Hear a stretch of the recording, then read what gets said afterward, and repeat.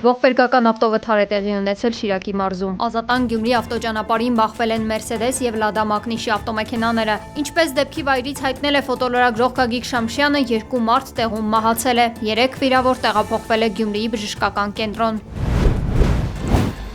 Դեկտեմբերի 28-ին արտակարգ դեպք է տեղի ունեցել Երևանում։ Առավոտյան ժամը 5-ի սահմաններում Մաշտոցի Պողոտայի թունելի մոտ երկաթե 2 էլեկտրասյուներ հիմքից կոտրվել ու հայտնվել են ճանապարհին։ Ինչպես հայտնել է ֆոտոլրագրող Գագիկ Շամշյանը, տարածքը սահմանազատվել է։ Բարեբախտաբար տուժածներ չկան։ Հանրապետությունում տեղացած առածյունը դժվարանցանելի է դարձրել մի շարք միջպետական եւ հանրապետական ճանապարհներ։ Ներքին գործերի նախարարությունը վարորդներին հորդորում է ճանապարհ դուրս գալուց առաջ զանգահարել 010 56 25 33 հեռախոսահամարին եւ նախապես ճշտել տվյալ ճանապարհն անցանելի է, թե ոչ։ Մայրաթորում տարեվերջյան Սուրբ Պատարագ է մատուցվել, ամենայն հայոց կաթողիկոսը օրհնել է հավատացյալներին։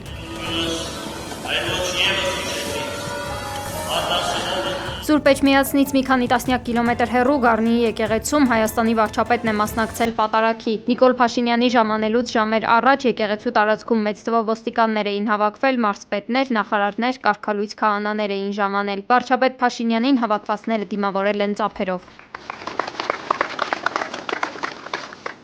Պատարագից հետո Կոտայքի թեմի առաջնորդ կարգալույց Արմեն Առաքելյանը, ով նախկինում Տեր Կորյունն էր, շտապել է հեռանալ, անպատասխան թողնելով լրագրողի հարցը։ Լրագրողների հետ զրույցից խուսափել է նաև Փաշինյանին հանդիպած եպիսկոպոսներից Առաքել Սրբազանը։ Ինչ ես ուզում։ Գնացեք խաղաղություն։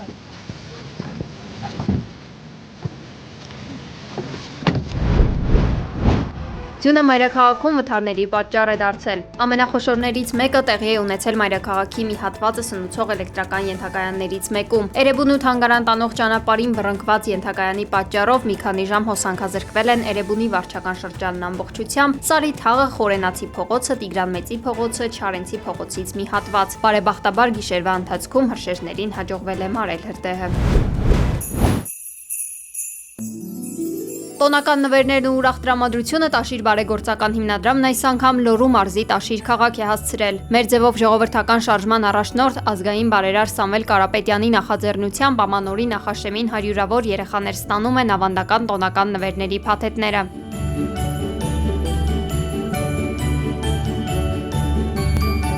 3 տասնամյակի պատմություն ունեցող այս նախաձեռնությունն իրականացվում է այն համոզմամբ, որ ուժեղ Հայաստանի հիմքը երեխաներն են եւ նրանց նկատմամբ ուշադրությունն ու օգտատարությունը ներդրում է երկրի ապագայի մեջ։ Մարզերի երեխաներին ժպիտներ պարգևող նախաձեռնությունն արդեն իրականացվել է Վանաձորում։ Հաջորդ կանգառը կլինի Ստեփանավանը։ Արտեզում են նույն ձև Կարապետյանների կողմից թորնիկներից տվել են նվերներ, թող գալիք տարին լավ լինի, ինքն էլ թող դուրս գա, որ մեզ դիկուն կանգնի։ Շնորհավոր նոր տարին։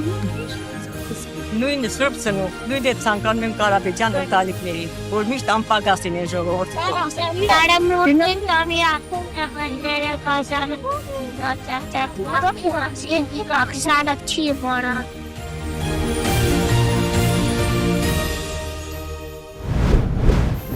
Ուկրաինայի նախագահ Վլադիմիր Զելենսկին ժամանել է Մայամի Ամերիկայի Միացյալ Նահանգների նախագահ Դոնալդ Թրամփի հետ բանակցությունների նպատակով։ Հանդիպումը նախատեսված է կեսգիշերին։ Մինչ Թրամփի հետ հանդիպումը Զելենսկին Եվրոպական միության առաջնորդներին ասել է, որ Ուկրաինան պատրաստ է զորքերը դուրս բերել առաջնագծից, եթե Ռուսաստանն էլ նույնը անի։ Այս ընթացքում Ռուսաստանը եւ Ուկրաինան ատոմային էներգիայի միջազգային գործակալության միջնորդությամբ համաձայնության են եկել Զապորոժիայի ատոմային էլեկտրակայանի տարածքում տեղայնացված հրադադարի շուրջ էլեկտրաէներգիայի մատակարարումը վերականգնելու նպատակով։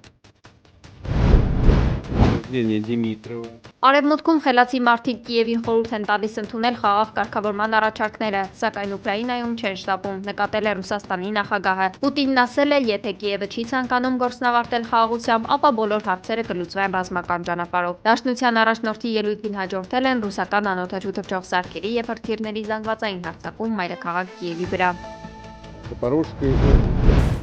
Եթե Ուկրաինայում եվրոպական զորակազմեր տեղակայվեն, ապա դրանք կդառնան Ռուսաստանի զինված ուժերի օրինական թիրախ, 10 գործակալությանն ասել է Ռուսաստանի Դաշնության արտգործնախարար Սերգեյ Լավրովը։ Նրա խոսքով եվրոպացի քաղաքական գործիչների ամբիցիաները բառացիորեն կուրացնում են Ուկրաինայի կառավարությանը։ Մեջբերում նրանք ոչ միայն չեն հետաքրքրվում ուկրաինացիներով, այլև կարծես հոգ չեն տանում սեփական բնակչության մասին։ Մոսկվայի Շերեմետիևո եւ Վնուկովո օդակայաններում հետաձգվել է ավելի քան 270 չվերթ, չեղարկվել 42-ը, իսկ եւս 69 վերահասցեագրվել այլընտրանքային օդակայաններ, եղանակային անբարենպաստ պայմանների պատճառով։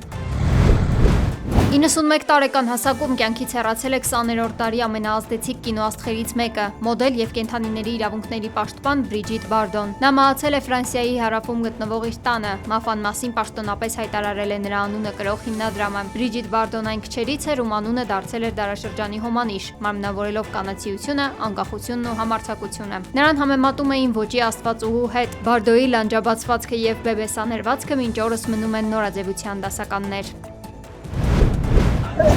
Սիրիայում Հոմս մզկիթի ահաբեկչությանը հաջորդել են բողոքի ցույցերը։ Սիրիայի պետական հեռուստատեսության հաղորդմամբ Տարտուսի շրջանում անվտանգության ուժերի 2 աշխատակից է վիրավորվել, երբ ցուցարարներից մեկը ձեռքի նռնակ է նետել ոստիկանական բաժանմունքի ուղղությամբ։ Իսկ Լաթաքիայում հրկիզել են անվտանգության ուժերին պատկանող ավտոմեքենաներ։ Տեղի ունեցած ահաբեկչությունից հետո Ալավիների գերագույն իսլամական խորհրդի ղեկավար Շեյխ Ղազալ Ղազալը հայտարարել էր խաղաղ զանգվածային ցույցերի կազմակերպման մասին, նշելով, որ ալավիները քաղաքացիական պատերազմ չեն ցանկանում։ Սիցիլիայում տեղի է ունեցել էթնահրաբխի եզոր ժայթքում լավայի բարձրությունը հասել է մինչև 400 մետրի, հայտարարվել է վտանգի դեղին մակարդակ։ Տեղացիներին իշխանությունները կոչ են արել հետևել իրավասու մարմինների երանգներին, հաշվի առնելով հրաբխի վիճակը եւ արագ զարգացման հնարավորությունը դեպի ավելի էներգետիկ ակտիվություն։